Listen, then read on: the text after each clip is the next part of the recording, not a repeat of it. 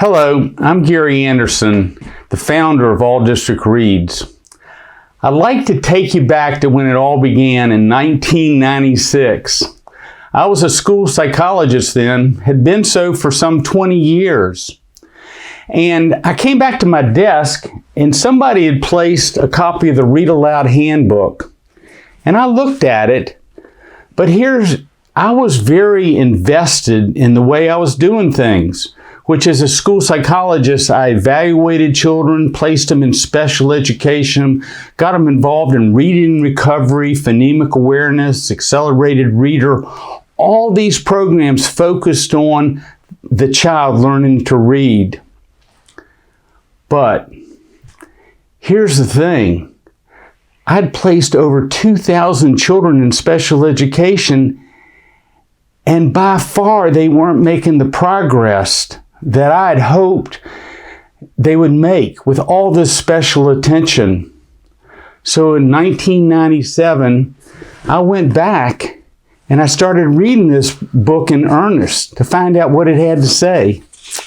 I found out that Jim Trelease stated that if you read aloud books by the pound, that's what he told me, by the pound to children, 2, 3, 4 grade levels above their grade placement, that they just soak it in and become intrinsically motivated readers, which was what we were after. I read that and reread it, and it made sense to me. And I began to realize that family literacy was actually the silver bullet of all literacy in the home, starting Literacy Fire in the home, reading aloud to children in the home. That became the deal. So I read where Jim Trelease was coming up to UVA and presenting. So I got there an hour early because I wanted to meet this man. I was starting to believe what he was saying, but I still had some questions.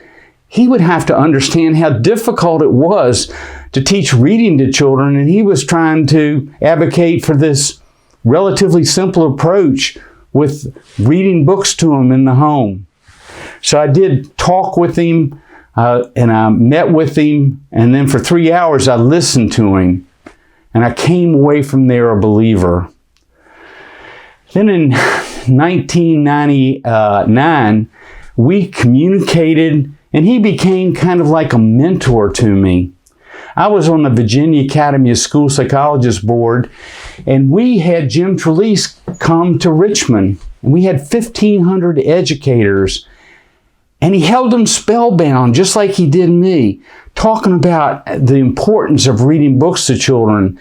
Out of that convention at that time, I formed Read Aloud Virginia, which was a Virginia-based program advocating for parents to read books to children in their home and to incorporate this in the school system. Also, the General Assembly made it Read Aloud to a Child Week, which is the third week in October, and is still so the third week of October.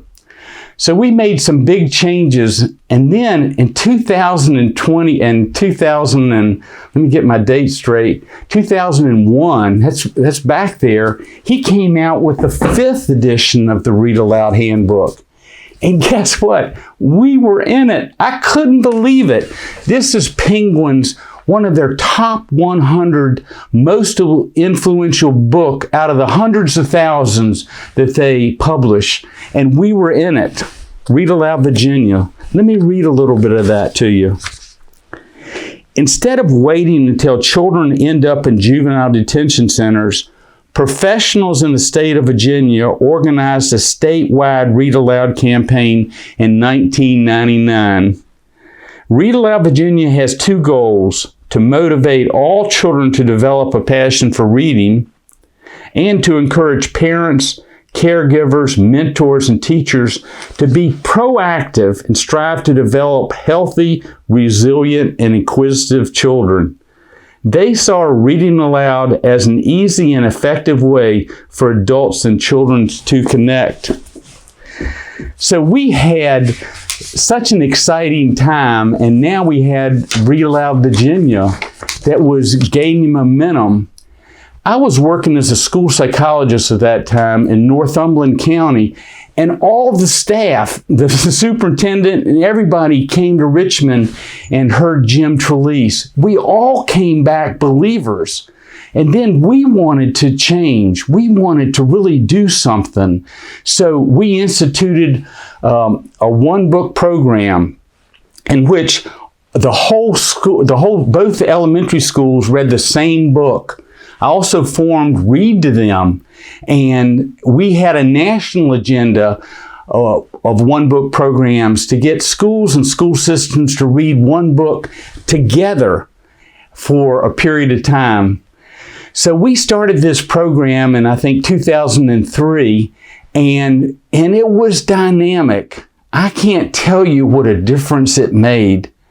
I had one parent come up to me and I said, "How do you like this Read Aloud Virginia program?" She said, "Well, my son, who's in the 3rd grade, brought home this book, and he said, 'Mom, you're supposed to read this aloud to me.'" That was different. I was used to his reading to me every night. So I said, "Sure, I can read." So I sat down with him and I started reading aloud to him chapter after chapter of the book, night after night. And my daughter, who lives with me, who has a 4-year-old, she joined us. So here we are sitting in the living room, and it was a wonderful experience. And I looked down the hall, and my 10th grade son, his music was turned down and he was putting his head around, and I waved him down. And he sat there. So now I go night after night, "Read Aloud Virginia time, Read Aloud Virginia time." And they all come out there and sit and listen. My children, she told me, glow when I read aloud to them. She cried. And she cried and she said, "I have my family back. This program has so many positive benefits." Then there was a bus driver who came in and talked to the principal, and she said, "I've been transporting kids for 25 years, but about 3 weeks ago, my granddaughter brought home this book and asked me to read aloud to her because my daughter who lives with me works at night." So I sat down and I read the chapter, and then the next day, when I got on the bus, all the children had that chapter read to them. We had a book discussion. We had fun talking about the chapter we read aloud the night before. And then she said, "Steve, I've been transporting children for 25 years, but now I'm part of their education." The rest of that story was she had to take off a few days. And so the substitute bus driver came in and looked in the seat of the bus, and there was a book with the chapters they were to review and discussion questions that the bus driver had left. Those are powerful stories. They really are about how this impacts the community. So, and then in 2011, we went to the Department of Education, the DOE for the state of Virginia, and we pulled off the SOL scores for those 2 elementary schools, which for those years. And here they are. The first 3 years before we started the program in 2001 and 2003, they had about an average of around 50%, 53%. Almost 5 out of 10 3rd graders passed what we called the SOL Reading Passport. But then after the first year, it jumped up to 80%, almost 8 out of 10 3rd graders. And that went on for 3 years, that it was about 8 out of 10 3rd graders. And then it jumped up to 9 out of 10 3rd graders. 3rd graders or students in the school were going to the library and checking out books to be read aloud at home. So it goes much more than 1 or 2 books district-wide. It ends up being part of the school life, which is very exciting.